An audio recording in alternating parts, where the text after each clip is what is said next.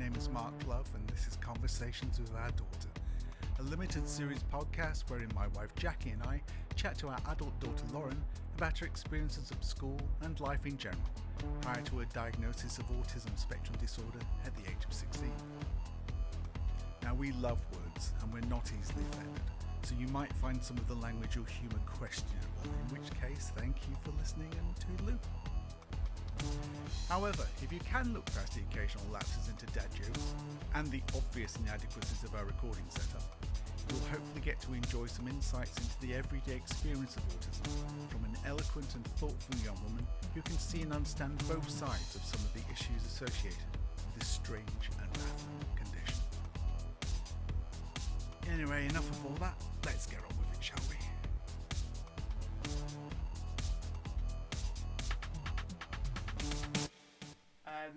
No, I think I get into conversations with teachers quite a lot at school, and there were quite a few that I got on well with. So I had an art teacher, and I talked to him quite a lot.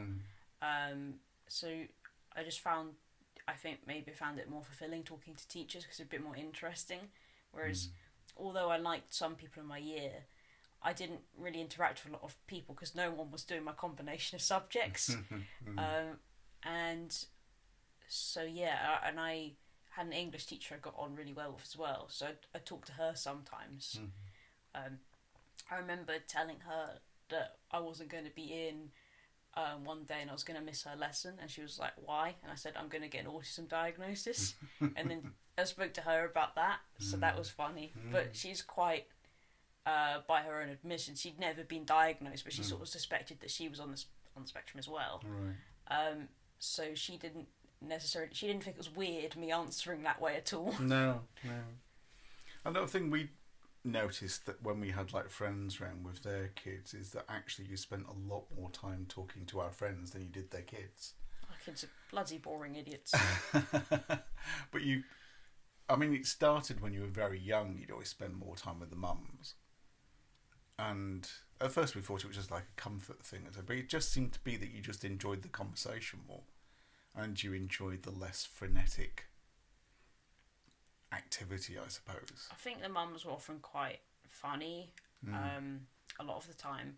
But also, if you think that there's just all these kids around, and they're just like kids, and they're just normal children clothes, whereas these women are all around there, and they're in proper adult clothes, and they just look more interesting. I wasn't ever completely convinced either way whether it was a kind of almost like an inbuilt maturity with you, or whether it was a nervousness around people your own age, which just made you want to be closer to people who were calmer. Yeah, I think I definitely do feel that with people who are older now, because I work with people of a mixture of ages, but I prefer the people who are sort of in their 40s, 50s to the younger people for the most part. Yeah, and you really, like when our American friends come to visit, and both of them are from kind of like what I would call fairly laid back states. They're not from New York, so they're not going, I'm walking here. They're not going to do any of that kind of getting angry at people. They're so laid back and so calm. And even when they're not being, hey, it's like, there is a kind of a laid back nature about both of them, isn't it? And you always have really, really liked when they visit, and you always stayed all the way around to hear all the conversation. I think because they're both like storytellers. Yeah. And even as a kid, kids can often be interested in things that are different from what they're used to. And these two people with American accents, but not aggressively American. Very, very British, but with these like very kind of slow, melodic American accents, which sound quite pleasant to listen to. But they just seem to have all of these exciting stories because they lived in London, in a big city, and they just seem to have very exciting lives. And they still had like interesting stories from like London, but also America as well, and their families. Yeah, so you were really kind of gravitating to people who were older. You liked being treated more like a colleague at sixth form than as the student. It's quite funny now. Yeah, it does sound quite funny, doesn't it? I'm sure they were fine with it. But I think there's also not getting away from it. It's quite a blunt thing to say, but you were just not really ready to be an adult. Not really. I would have probably appeared quite mature for my age, but in terms of like having conversations with adults and being comfortable talking to people older than me, but at the same time I wasn't really interacting with people my age, didn't have very good social skills with people within my own age group, and I wasn't really going out with friends or doing anything like that. It's one of those weird things. I mean, Mum mentioned earlier today, it's like this is the weekend where basically all the kids are disappearing to university, and of course that's not happening for us, and it's not going to happen for us. And it's one of the many kind of like experiences we've, I wouldn't say missed out on, but we're just not having. It makes you feel very unprepared for life in a strange sort of way. So you kind of like building up for this, and then, oh, it's just not going to happen. That's really weird. But there was an awful lot of your teenage life that, you know, when I looked at my own teenage life, which wasn't particularly wild, but, you know, I did have a good kind of clutch of friends, male and female, and we would stay out all hours and we would come back late and we'd get into japes and we'd occasionally get into trouble. I remember there was some kind of Ministry of Defence place just outside Rotherham on the borders, and it was rumoured that this was one of the nuclear bunkers, and possibly it is. I think there is a nuclear bunker just outside there. But we would sometimes creep up to like the perimeter thing. There was at least one occasion where the sentries saw us and started flashing lights at us and bringing their dogs after us and kind of. We had to try and leg it across this wet, muddy field. And one of the girls, she got so stuck in the mud she had to leave a boot behind. But we'd be constantly doing stuff like that. But this, and it was, you know, these are the experiences you remember. And it was kind of, we were kind of concerned that you weren't having experiences that you would remember. Although it seems to be that you remember every single cake you've ever eaten. I do remember a lot of things, either what I wore or what I ate. Yeah. And there was that kind of interaction with people that I had and your mum had, which you just weren't having. Unless it was someone doing something in the class that you found particularly funny or very hard to explain, so you'd be in hysterics trying to tell us about it unintelligibly. Sometimes you'd come home and try and tell us about something that happened and we couldn't understand a word you were saying. But they weren't even necessarily people I liked very much. No, it just something had happened. Yeah.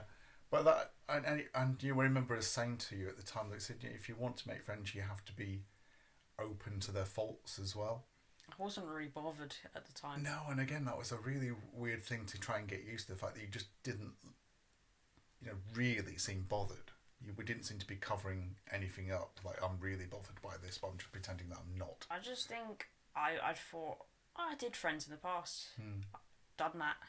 And then I think I tried initially to get into another group where I knew some of the girls, but it was just a lot of people, and I didn't really know kind of how to, like, they were a bit close-knit, and they didn't mind me hanging around with them, but it just kind of didn't really work, so I just, I'd just be on, like, my own in lunch breaks, but I didn't mind too much, because I'd just either wander around the school in circles, or I'd just, like, work on some of, like, my art coursework or whatever.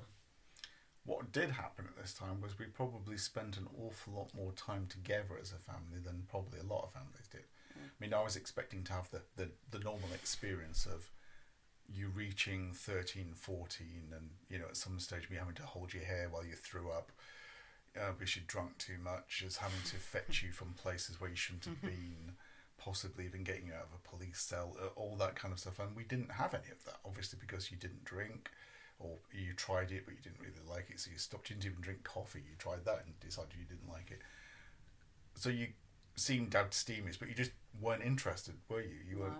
You didn't want to spend a lot of time with people whose behaviour was unpredictable. I never really felt peer pressure because I wasn't in a group, so it wasn't really possible for that to happen. But I never really thought, oh, I should, you know, go out with people and get drunk and, like, drink a lot. I just thought, I don't really like the taste. I don't want to do that, and I don't want to go out with other people at night anyway.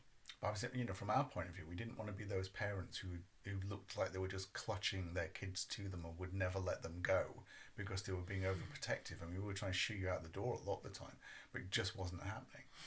So we ended up going out most weekends. We'd go somewhere, walk around somewhere, have a meal out or whatever, and then we'd watch TV on Friday, Saturdays, Sunday nights, and we'd watch something that we all enjoyed together. And we still do.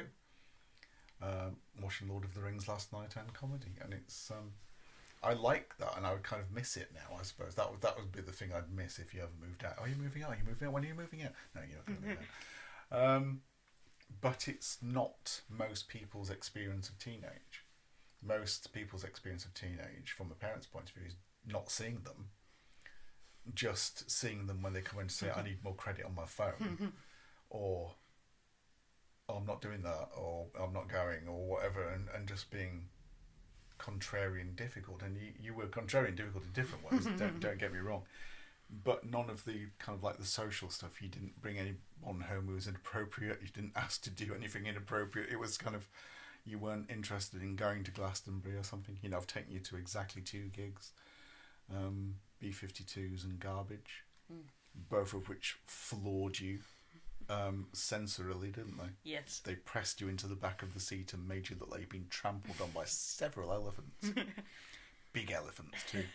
And I've almost had to carry you out of those gigs, pale and unresponsive. And felt like a couple of times I needed to slap some colour back into you. I didn't. I felt like I should have done.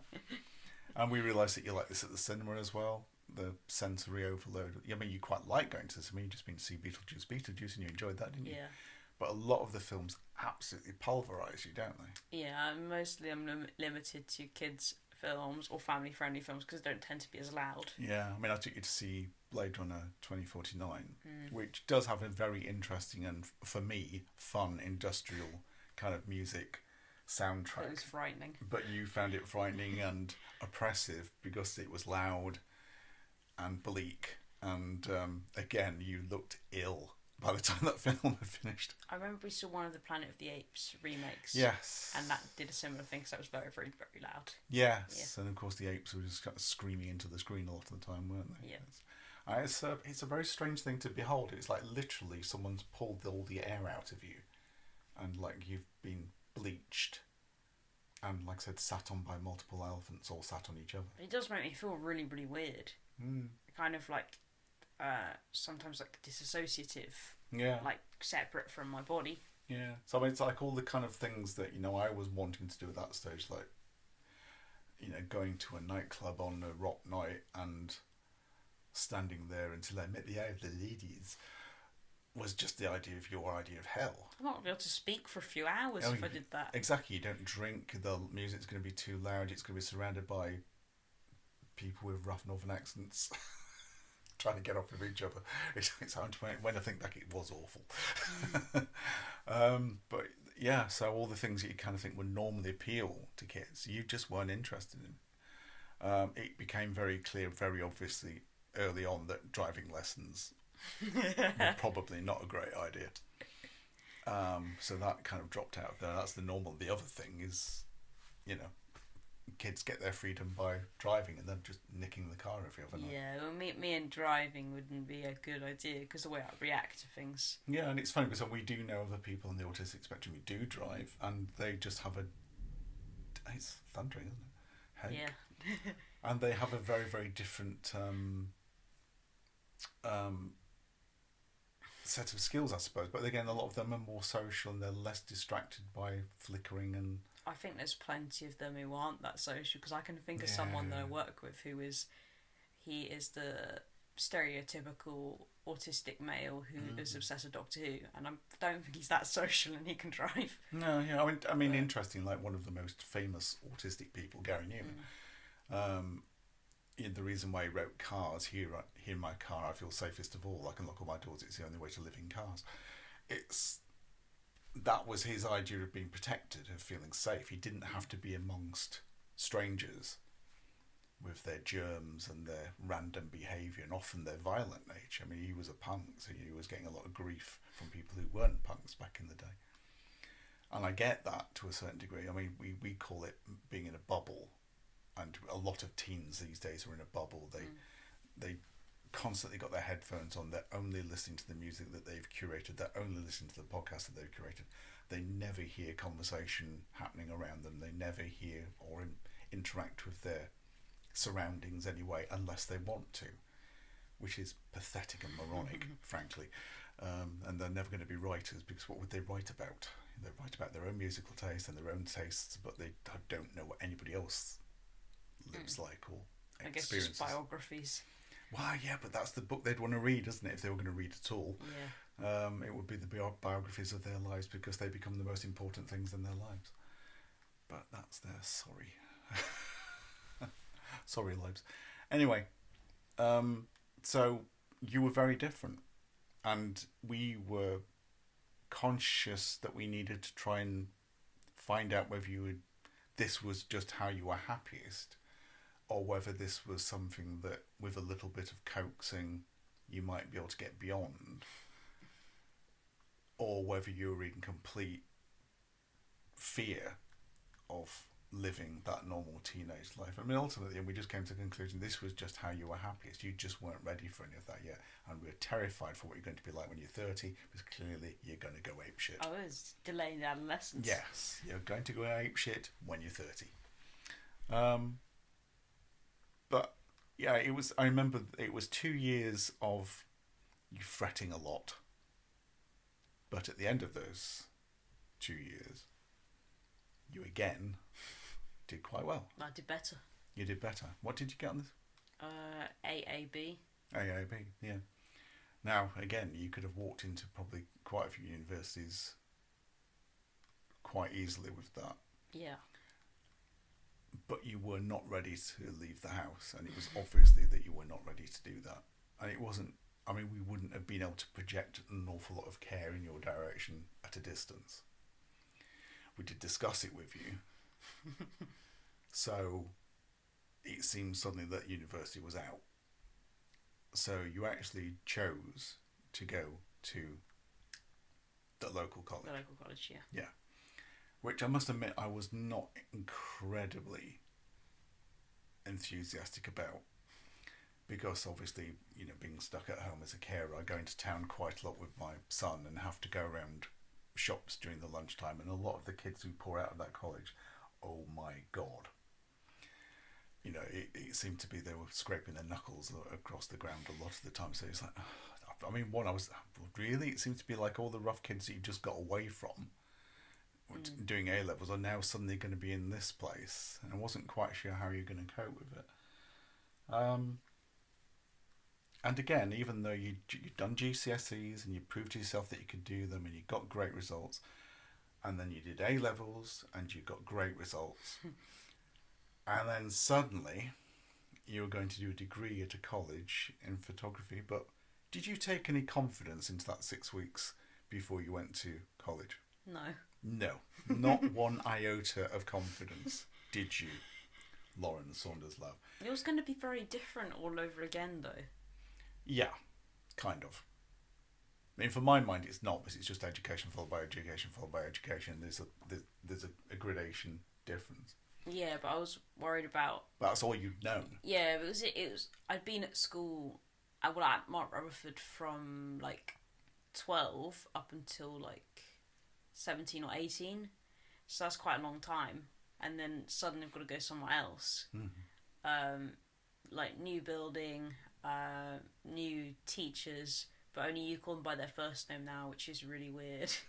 Like I can get over that for a while. I find that really odd.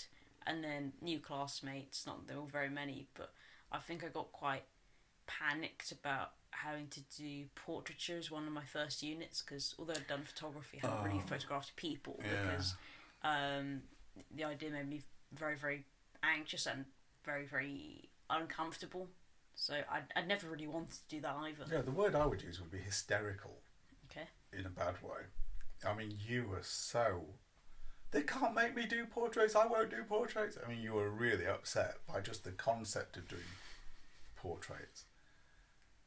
Because as you visualised it, it would be someone staring directly at you as you photographed them. It was.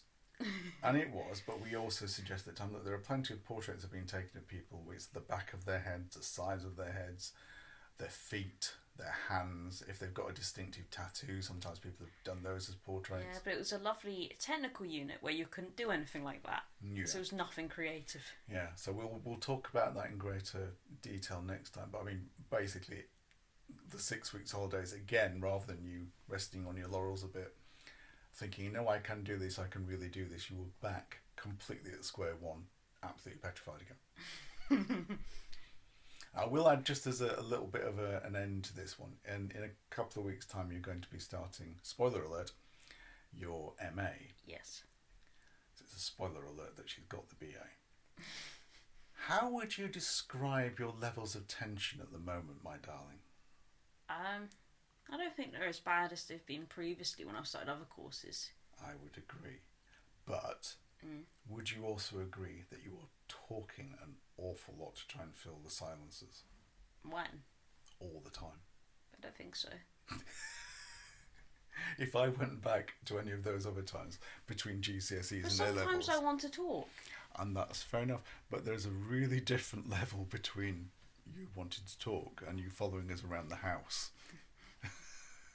Into the bathroom. Not all the time, though. Quite a lot. A Following your couple of brother times. into the bathroom, which is even strange. But I think you are already in that. I'm going to college soon and I don't want to think about it because it's new and different, and I'm talking to fill the spaces. What did you ask me before I came up? Dad, what's your favourite cookie? Why? What has that got to do with anything? But the thing is that you and Mum always said that, okay, we get it, you're nervous or anxious about starting such and such. It's not a good idea to just tell us every time that you feel that, because otherwise you're just staying in the anxiety. So I just filled a space talking about other random stuff. Yeah, but I do accept this. A lot of this random stuff is because you're nervous. Yeah. Yeah. So again, it's not changed again, as in some respects. It's a really noticeable shift. I mean, all this week, usually when I've had a computer open and trying to do something, at some point you've been rabbiting on about something. You managed to do, I think it was a 15-minute monologue yesterday on a radio program you just heard about revenge porn. While I'm trying deep fake porn. While I'm trying to respond to an email which was quite urgent, bathe your brother, get him his breakfast done. I actually did say to you, right, Darren, that was a torrent of... and you didn't put any pauses in.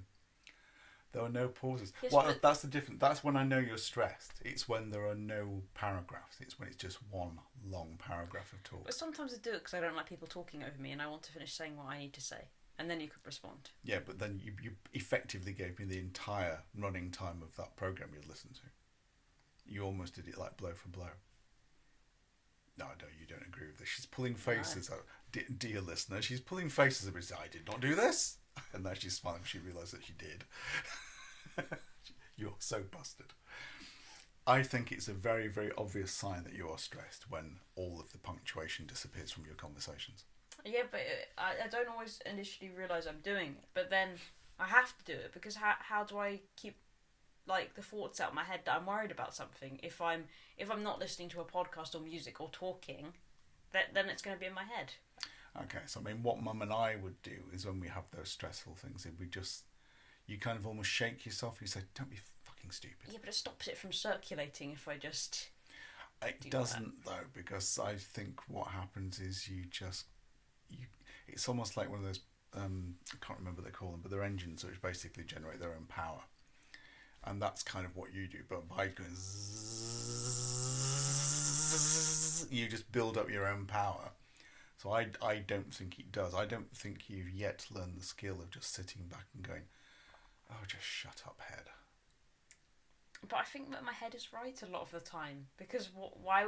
If it's anxious, then it's for a reason.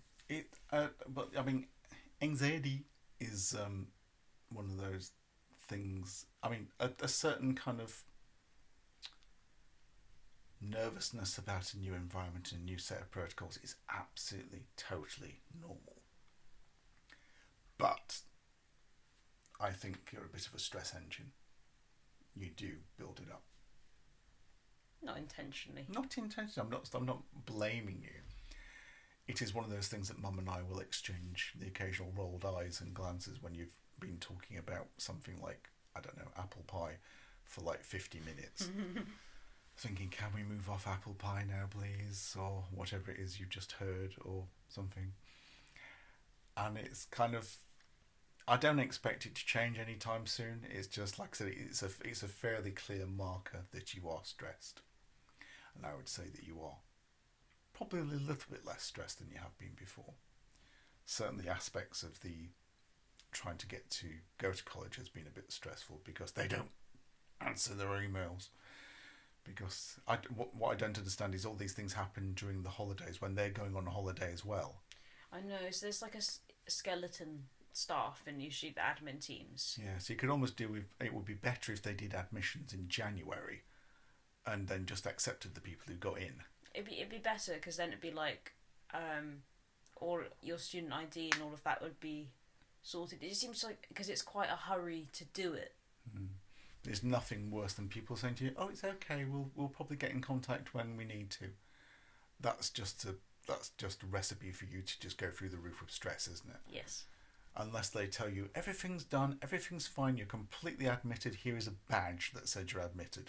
You're not going to relax about it, are you? No. No, and that's kind of what we've been experiencing this. And then there's also been a case of, well, if I engage with the process, then I'll start worrying about it, so I won't engage with the process as well.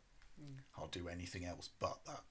Oh, an email's coming. Well, I'm not going to read that because I'm just going to get stressed. That's not true. I have read emails and I have responded to them all when I've needed to. I've not ignored anything. Okay, but we are definitely in a heightened state at the moment, and now you actually start the proper admission process next week, don't you? Yes. So that'll be interesting to see how you.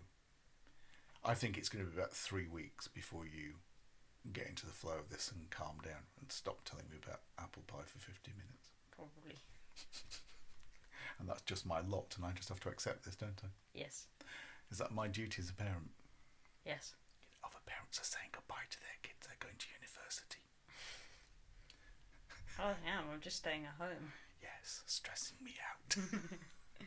There are some times when you talk incessantly without punctuation, I can feel my heart rate getting dangerous.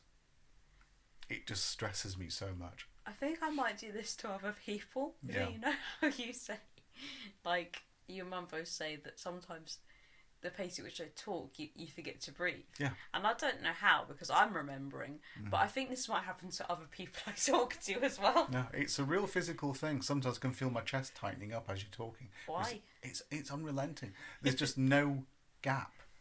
And you keep asking questions which logically you would expect someone would then be given time to answer, but they're kind of rhetorical. You decided that all questions are rhetorical, and you're just going to go ploughing through them. So we're going, yes, well, if you think, and that just, and it gets. I mean, the other day, yesterday, I was getting to the stage where I was like, I'm going to pass out if she doesn't shut up in a minute. But I'm literally going to pass out. But it shouldn't stop you from breathing. You should just know how to do that. It shouldn't, but it does. It's like you've got this weird superpower where you can stop his breathing from a distance. But Mum and I both discussed it. We both get it, and that's when Zach starts doing his, because he's getting it as well. So he keeps doing these kind of stimmy. Because you can see like, that in an audio medium. Yeah. Yeah. Well, Just sorry. flapping. Yeah, I did a flapping thing there. Sorry. Yes, my daughter's correcting me. Not for the first time. Yeah, and it just it's a weird thing. If you take a breath, we can take a breath, but you don't seem to need breath. You've learnt circular breathing, like didgeridoo player. You've learnt I'm stress talking. I'm breathing at the same time. We go no, stop.